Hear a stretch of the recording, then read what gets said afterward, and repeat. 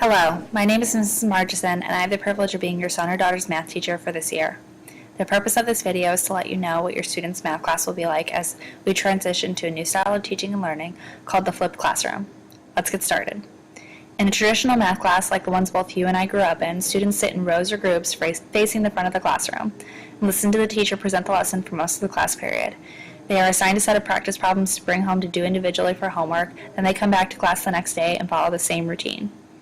I've come to find that this is not always the best way to help our students learn, for many reasons. Let me talk about 3 of them. Students learn at different paces. When I would teach a lesson to the whole class, there would be many students who did just fine.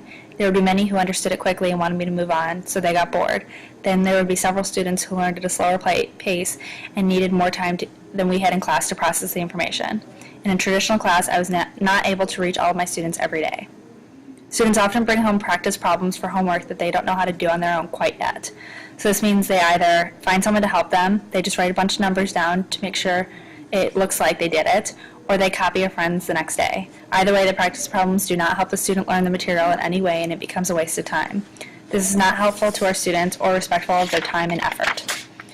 Students miss class throughout the year for a variety of reasons, whether it be illness, sports, or family reasons. When they miss a lesson in math, it's a big deal, because the lessons often build on one another. Thus, the student has to come in on their own time to learn the lesson, and the teacher has to re-explain the whole lesson to the student. This is not efficient use of anyone's time. All of these problems can be resolved with the flipped classroom. So what is the flipped classroom? I'm going to give just the very basics. What was normally done in school is now done at home, meaning students will get the lessons at home via video. They can watch this on their computer, iPad, or television if they need to. They take notes during the video, making sure to pause, rewind, rewatch, or even fast forward as needed. They learn the lesson fully at their own pace and are in charge of their learning.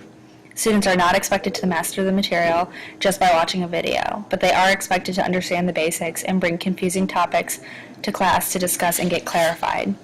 So since they get the lesson at home, what do they do in class? This is the fun part. Students will be able to participate in discussions about math and get their questions answered by me and their peers.